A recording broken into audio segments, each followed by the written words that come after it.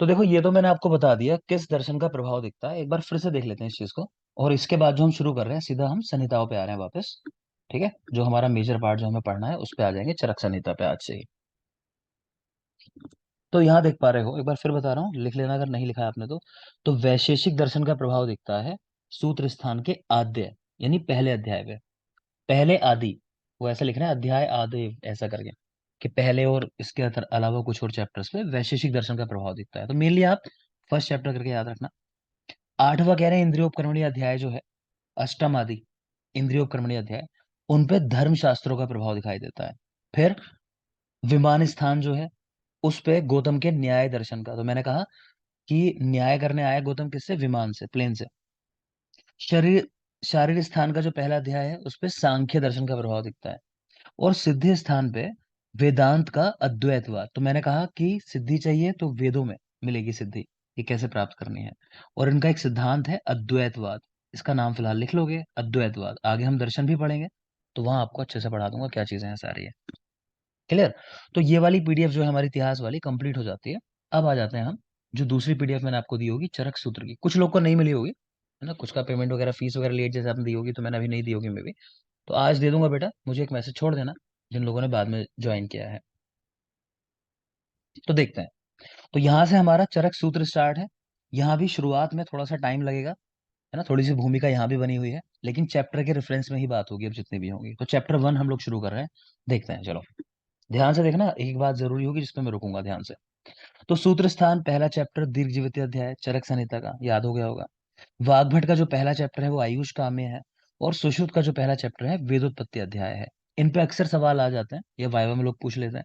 तो चरक का पहला चैप्टर दीर्घ जीवित अध्याय, वाग्भट का आयुष काम्य, और सुश्रुत का वेदोत्पत्ति अध्याय, स्पेशली याद रखना। सूत्र स्थान को और किस किस नाम से जाना जाता है? तो सूत्र स्थान को संग्रह स्थान भी कहते हैं, शिरा स्थान भी कहते हैं, और श्लोक स्थान भी कहते हैं। हमने ट्रिक लिखी इसके लिए कि श्लोक का संग्रह सिर में कर लिया, है ना, कि अपने ब्रेन के अंदर हमने सब कुछ याद कर लिया, जितने भी श्लोक हैं हमारी संहिताओं के। तो श्लोक का संग्रह सिर में, यानी श्लोक स्थान, संग्रह स्थान, शिरा स्थान, ये सब सूत्र स्थान के पर्याय हैं। आगे लिखा है कि कहाँ कितने अध्याय हैं, ये अब पूछा नहीं जाता, एक बार बस देख लो। चरक सूत्र में 30 अध्याय, सुश्रुत सूत्र में 46, अष्टांग संग्रह में 40, अष्टांग हृदय में 30, देख लेना। आपकी चरक संहिता में जो तीसरा श्लोक है, सूत्र स्थान। अब मैं थोड़ा सा आपको बुक से गाइड करूंगा।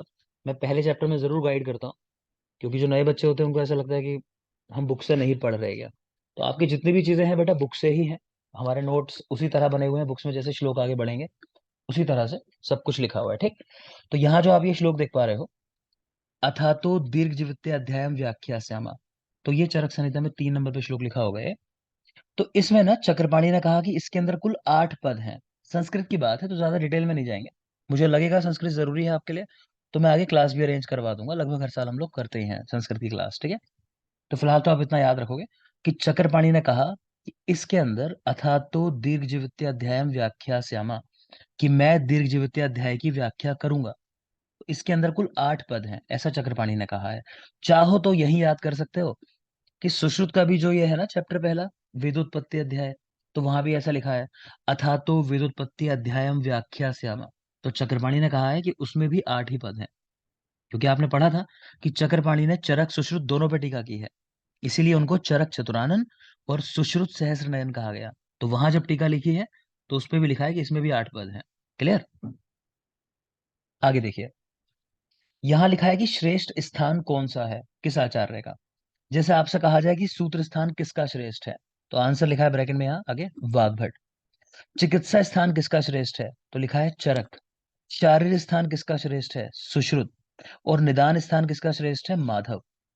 इस बात का मतलब यह है कि अगर एग्जाम में कोई क्वेश्चन आया शारीर स्थान का, तो उसमें आप आंसर को प्रायोरिटी दोगे जो सुश्रुत ने कहा होगा। जैसे पेशियों की संख्या है, आप लोग पढ़ोगे कि सुश्रुत ने पेशियां 500 बताई हैं और चरक ने पेशियां 400 बताई हैं। तो जब वहां एक आंसर लगाना होगा, कोई रेफरेंस नहीं दिया होगा, आप क्या आंसर लगाओगे, 500 लगाओगे, क्योंकि सुश्रुत ने ऐसा कहा है। मेरी बात समझ में आ रही है बेटा? तो इसीलिए हम याद करते हैं कि कौन सा स्थान किसका श्रेष्ठ है, तो उसी के अनुसार हमें जाना है। दूसरी जरूरी बात, जो जो चरक ने कहा है वैसा ही वैसा वाग्भट ने कहा है, ठीक है। चरक वाग्भट की बहुत कम चीजें अलग हैं, जो अलग है वो ज्यादातर हम पढ़ लेंगे। ठीक है। तो एग्जाम में कोई सवाल अगर आता है, उसने भले ही वाग्भट पूछा है लेकिन आपको चरक का याद है, तो बेझिझक लगा देना, वही आंसर होगा। तो ऐसा नहीं सोचो कि हम वाग्भट याद करें कि वाग्भट ने क्या कहा है, नहीं। आप चरक का आंसर लगा देना, वही करेक्ट होगा आंसर। बस वो आपको बहकाने के लिए वाग्भट नाम लिख देगा कि आप जोर डालो दिमाग के ऊपर, सोचते रहो बैठ के क्या आंसर है। क्लियर है। तो याद रखेंगे कि सूत्र स्थान वाग्भट का श्रेष्ठ है, चिकित्सा स्थान चा से चिकित्सा, चा से चरक का, शा से शारीर स्थान, सा से सुश्रुत, बताई थी आपको ट्रिक है। सुश्रुत के आंसर सा वाले होते हैं। तो शारीर स्थान में सुश्रुत श्रेष्ठ है, और माधव जो है वो निदान स्थान में श्रेष्ठ है। यही लिखा हुआ है कि वाग्भट के नाम पे एक ही वाग्भट नहीं मिलते, कई सारे वाग्भट हैं, और तीन तो बहुत फेमस हैं। एक है वृद्ध वाग्भट, जिन्होंने लिखी है अष्टांग संग्रह। एक है लघु वाग्भट, जिन्होंने लिखी है अष्टांग हृदय।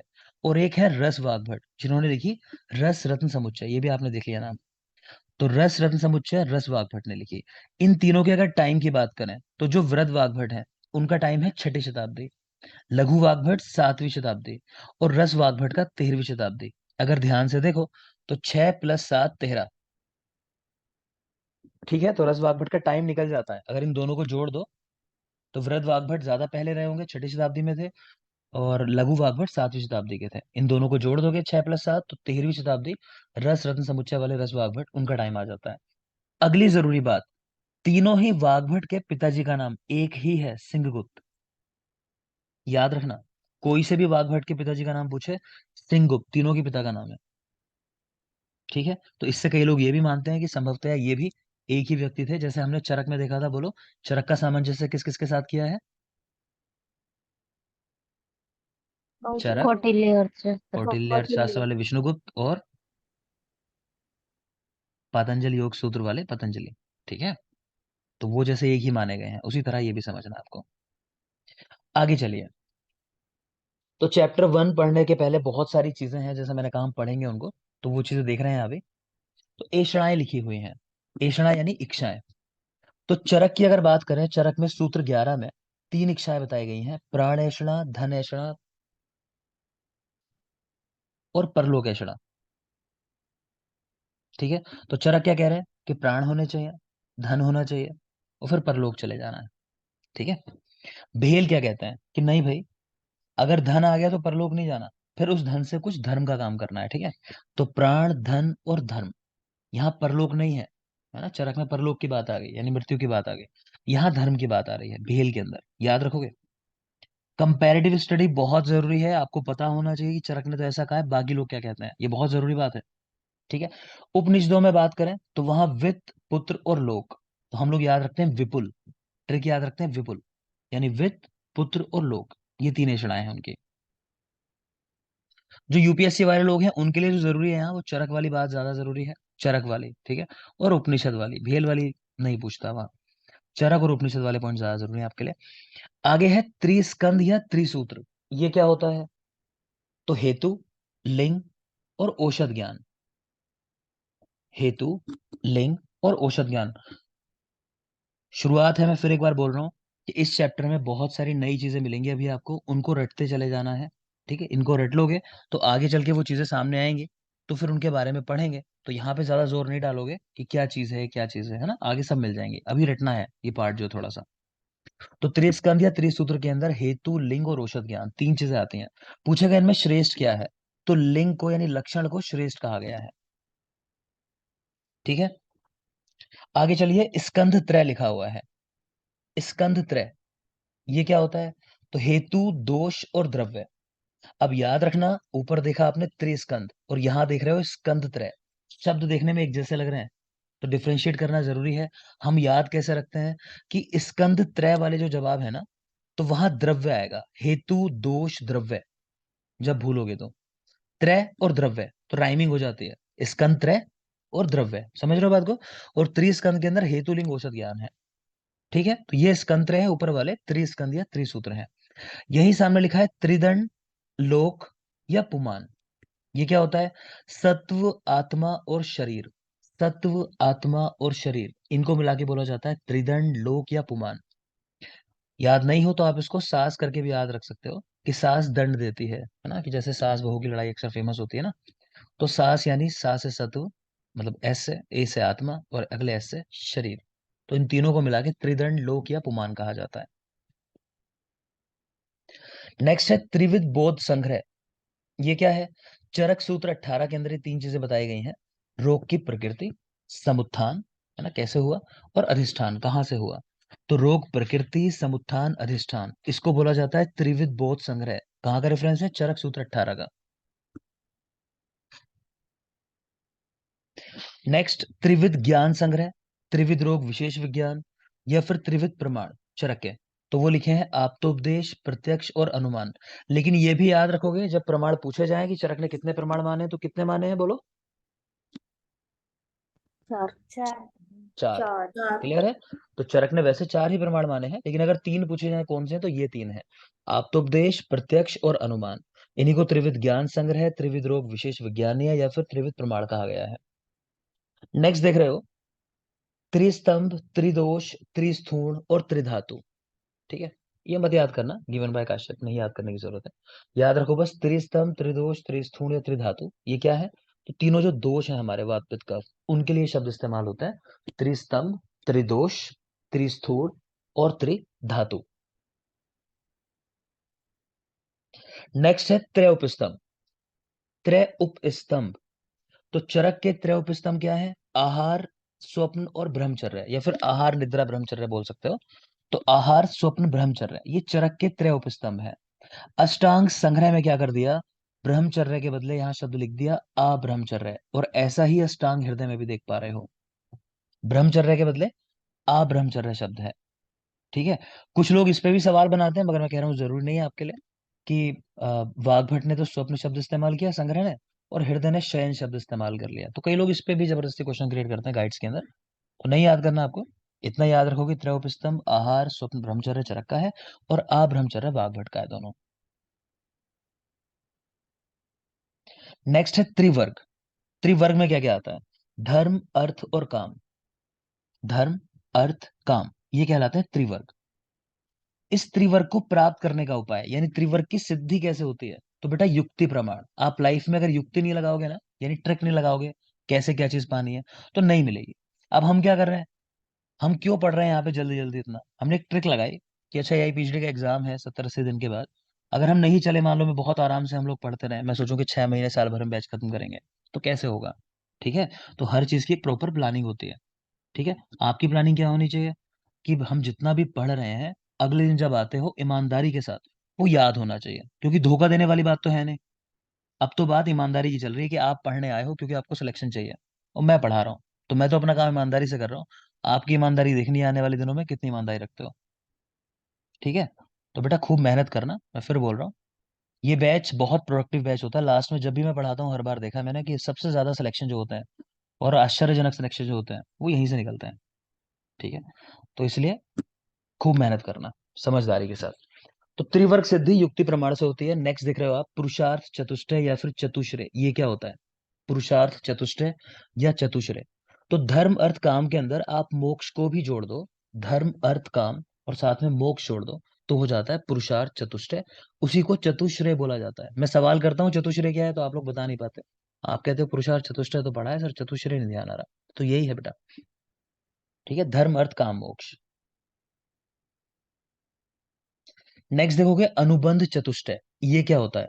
अनुबंध चतुष्टय, तो चार चीजें हैं, अगेन इसको भी देख लो, ये भी आगे मिलेगा क्या होता है। अभिधेय, प्रयोजन, संबंध, अधिकारी।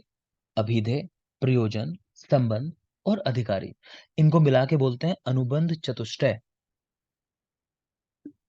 ठीक, आगे चलिए। चरक संहिता में सूत्र स्थान के अंदर 7 चतुष्क हैं, और अंतिम 2 अध्याय कहलाते हैं संग्रह द्वय। 7 चतुष्क हैं और अंतिम 2 अध्याय कहलाते हैं संग्रह द्वय। अब मैं एक सवाल करूंगा और उम्मीद करूंगा आप जवाब दोगे सही उस बात का। सुचिता, यस सर। चरक सूत्र स्थान चैप्टर नंबर 12, क्या नाम है?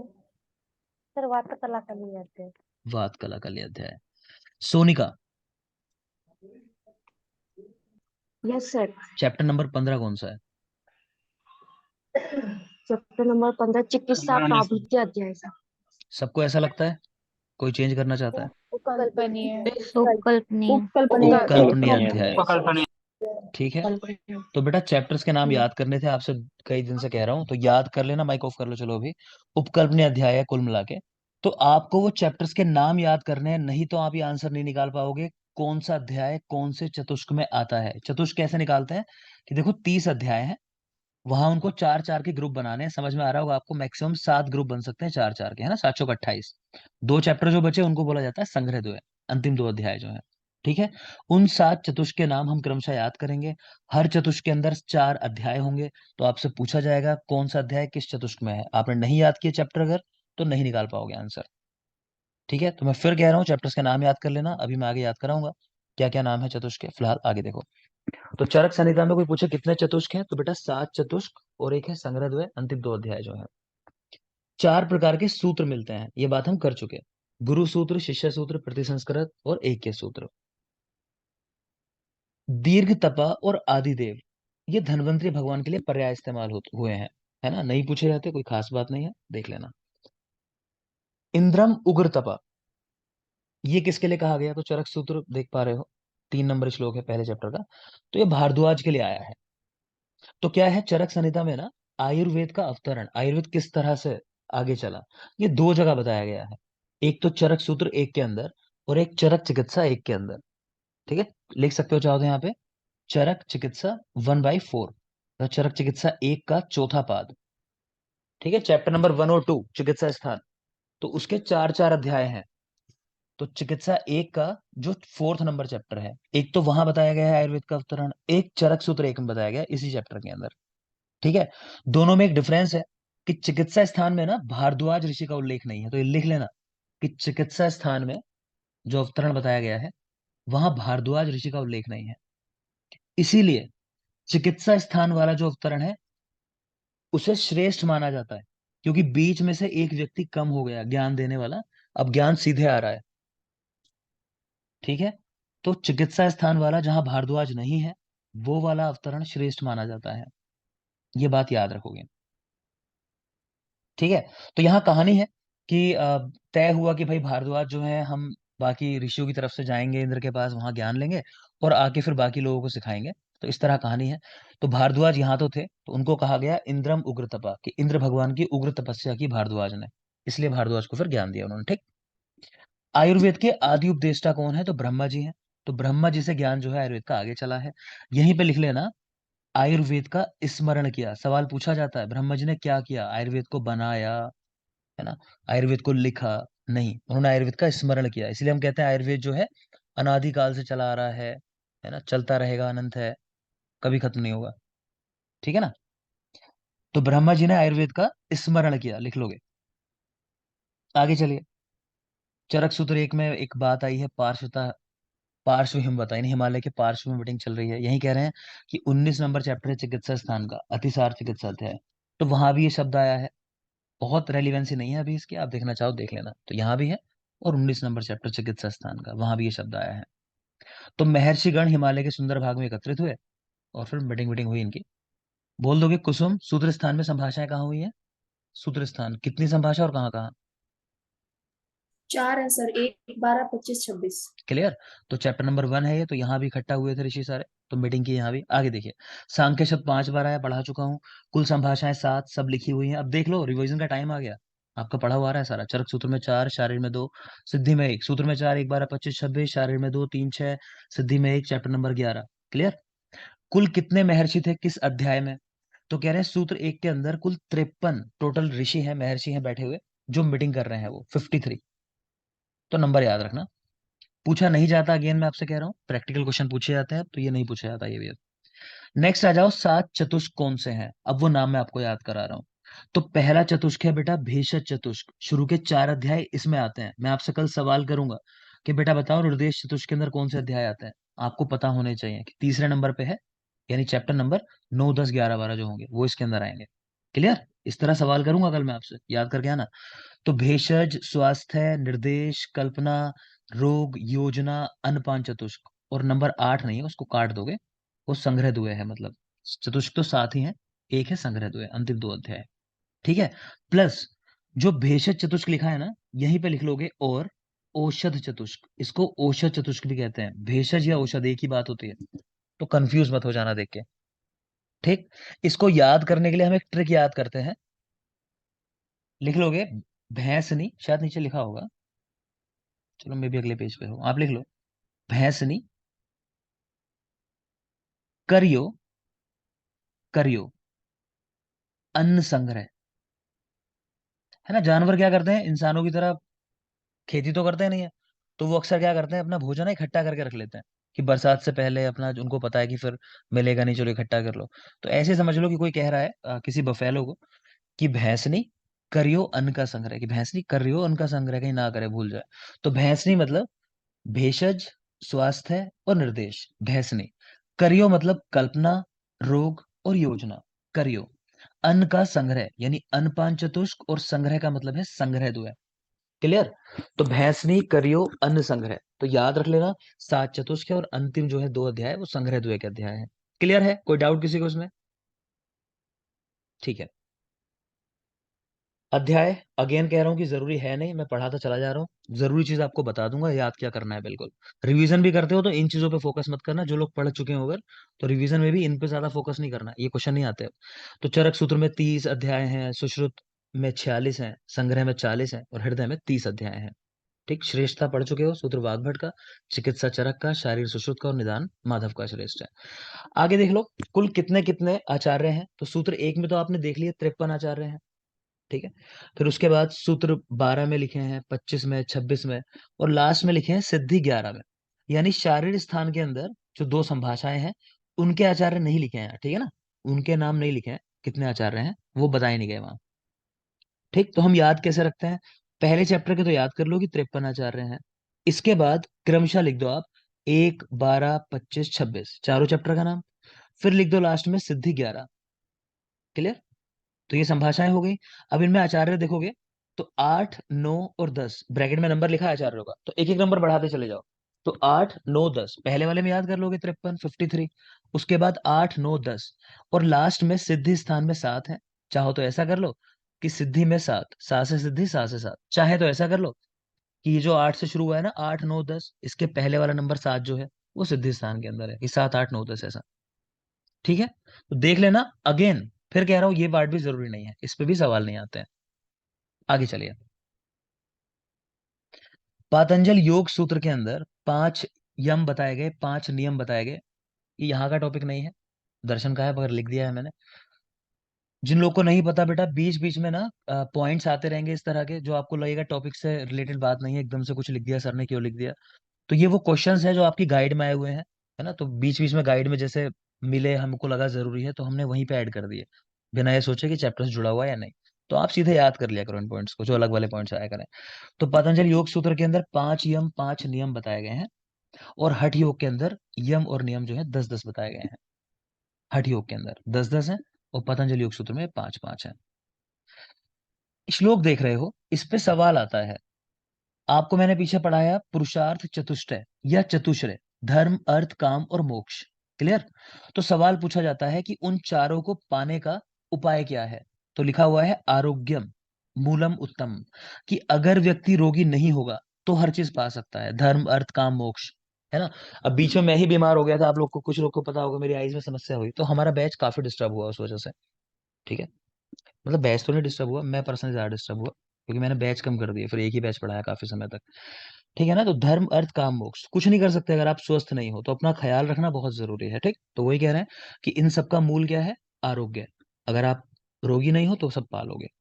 आगे चलिए, यहाँ भगवान इंद्र के कुछ पर्याय लिखे हैं, अगेन अब सवाल नहीं आता, आप देख लो एक बार। शक्रम, अमर प्रभु, सहस्राक्ष, है ना, उनकी बहुत सारी आंखें थी, आपको कहानी पता हो तो।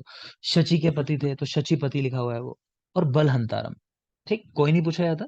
आगे चलिएगा, पदार्थ 6 बताए गए हैं, आपको पढ़ा चुका हूँ, वैशेषिक के 6, उनका क्रम भी याद हो गया होगा, द्रव्य, गुणकर्म, सामान्य, विशेष, समवाय। और यहाँ चरक का लिखा है, देख लो, द्रव्य, फिर गुणकर्म, सामान्य, विशेष, और लास्ट में समवाय। क्लियर? एक पॉइंट आपके बैच से डिस्कस नहीं हुआ, आप चाहो तो वो भी याद कर सकते हो। एक क्वेश्चन है ऐसा कि कौन सी संभाषा है जो मात्र दृढ़बल सम्मित है, यानी सिर्फ दृढ़बल ने बताई है। तो बेटा सिद्धि 11 वाली। ठीक है, क्योंकि सिद्धि स्थान पूरा का पूरा दृढ़बल ने लिखा है। आपके बैच से नहीं हुआ था डिस्कशन, लिख लेना कि सिद्धि 11 वाली संभाषा जो है वो सिर्फ दृढ़बल ने बताई है, चरक ने नहीं बताई है, क्योंकि उन्होंने अध्याय जोड़े हैं सिद्धि और कल पूरा का पूरा।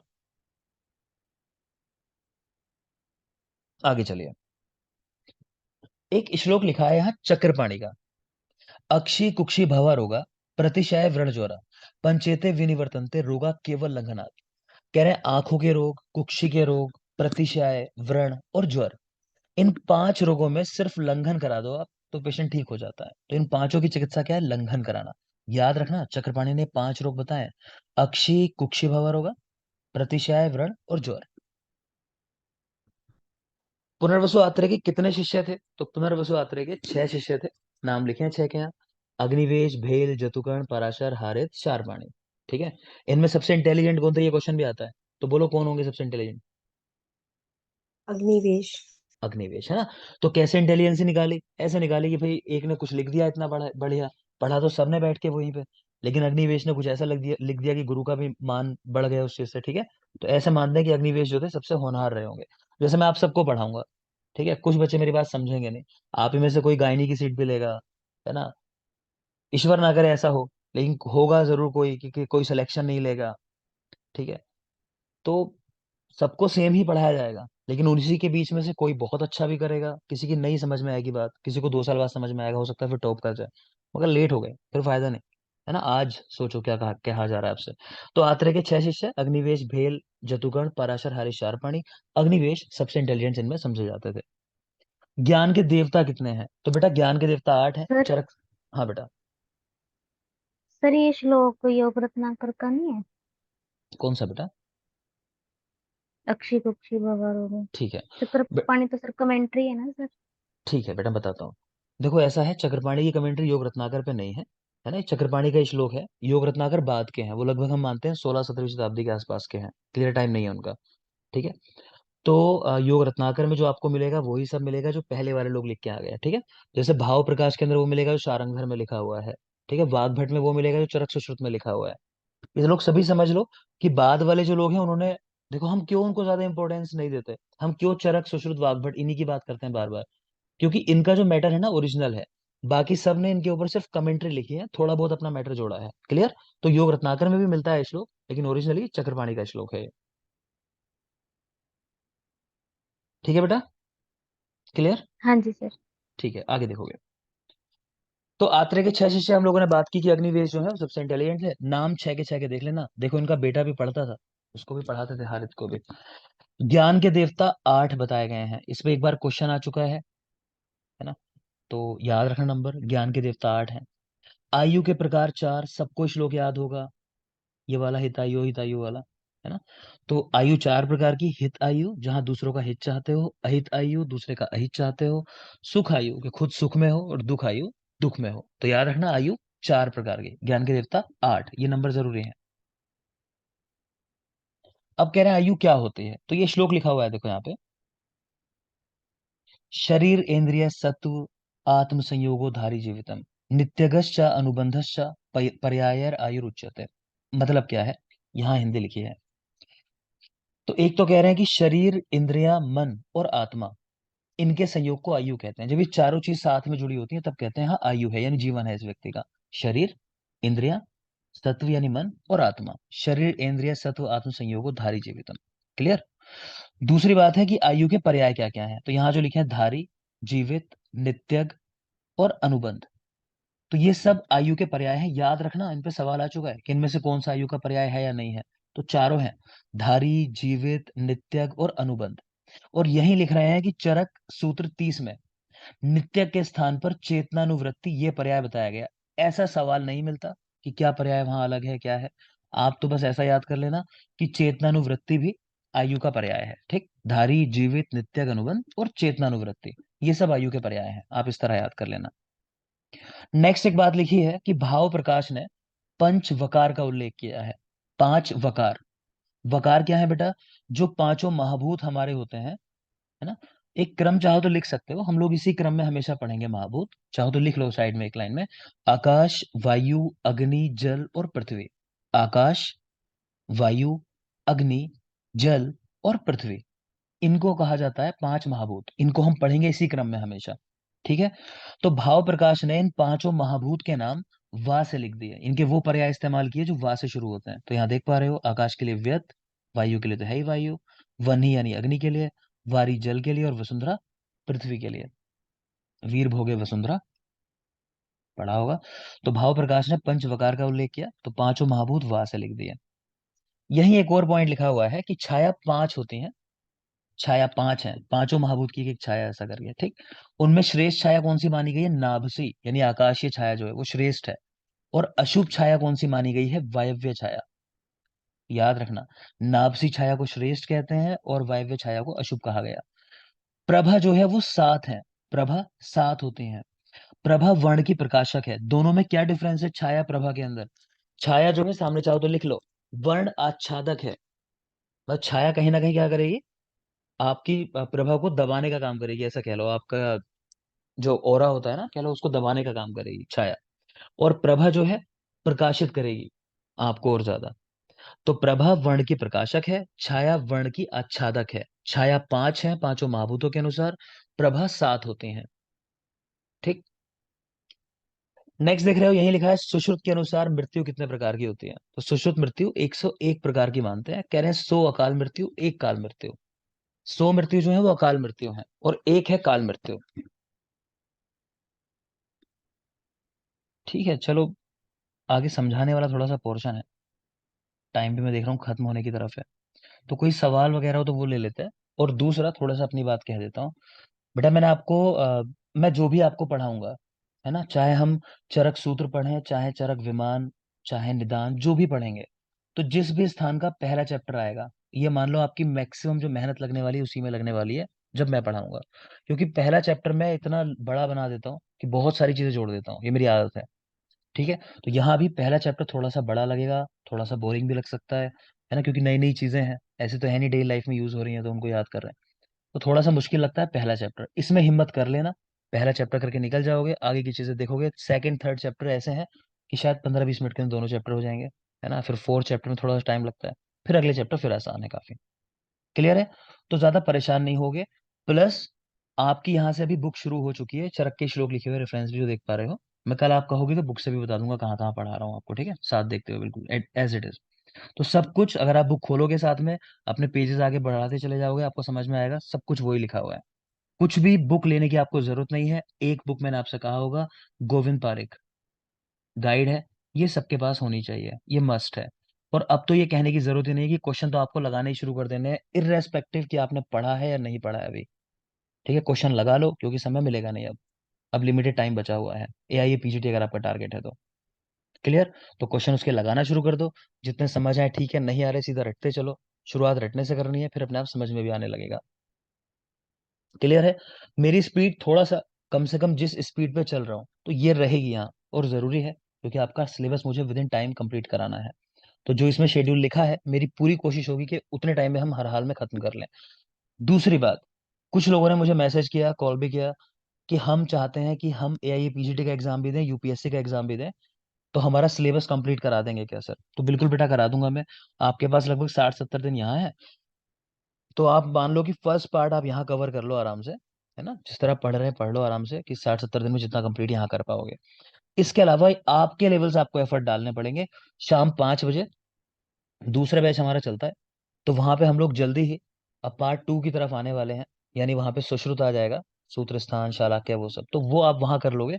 तो फर्स्ट पार्ट तो इजीली यहाँ 60-70 दिन में आराम से हो जाएगा, ठीक है। और ये भी मैं श्योर कर रहा हूँ, आप अच्छी तैयारी कर लो, खूब अच्छे से पढ़ लो। ये मत सोचो आपको कितना आता है कितना नहीं आता, दूसरों से बिल्कुल डिप्रेस मत हो। तो यकीन मानना सिलेक्शन ले जाओगे अगर आप इतना ईमानदारी से कर लेते हो कि जितना पढ़ाया जाता है पर डे उतना याद कर लो, और थोड़े से एक्स्ट्रा एफर्ट डाल के थोड़ा सा क्वेश्चन गाइड के लगाना शुरू कर दो कुछ कुछ, सिलेक्शन हो जाएगा, मैं गारंटी दे रहा हूँ, है ना। अगर कोई बहुत ही गलत चीज ना हो, जैसे कई बार होता है कि एग्जाम रूम में इतना डिप्रेस हो गए कि वहां बहुत बड़ी गलती करके आ गए, तो सिलेक्शन हो जाएगा, इतनी मेरी गारंटी है अगर इतना ईमानदारी से कर लोगे तो। ठीक है, बाकी कोई सवाल है जल्दी कह दो, 1.5 मिनट है हमारे पास। कोई सवाल किसी का? नहीं? ठीक है। तो बेटा कल जब हम आएंगे तो आप लोग को क्या याद होगा? चरक सूत्र, चरक चिकित्सा, चैप्टर के नेम जो आपसे कहे। दूसरा, जितना भी पढ़ा दिया मैंने यहाँ पे अभी तक, जितना भी पढ़ा दिया, इंक्लूडिंग इतिहास, सबको याद होना चाहिए। जिन लोग को नोट्स नहीं मिले, अभी मैसेज डाल दोगे विद इन 5 मिनट्स मुझे कि सर नोट्स दे दो, मैं अभी के अभी आपको दे देता हूँ। ठीक है, क्योंकि याद तो बेटा करना है, प्रिंट आउट निकाल लेना इनका। ठीक है, तो आज के लिए इतना ही रखते हैं, थैंक यू, कल मिलेंगे। और जिसको भी दूसरा बैच करना है वो भी मुझे मैसेज डाल देना कि सर हम 5 वाला बैच भी करना चाहते हैं, तो मैं आपके साथ आईडी वगैरह शेयर कर दूंगा, उसको थोड़ा आइडिया दे दूंगा किस तरह पढ़ना है। ठीक, थैंक यू।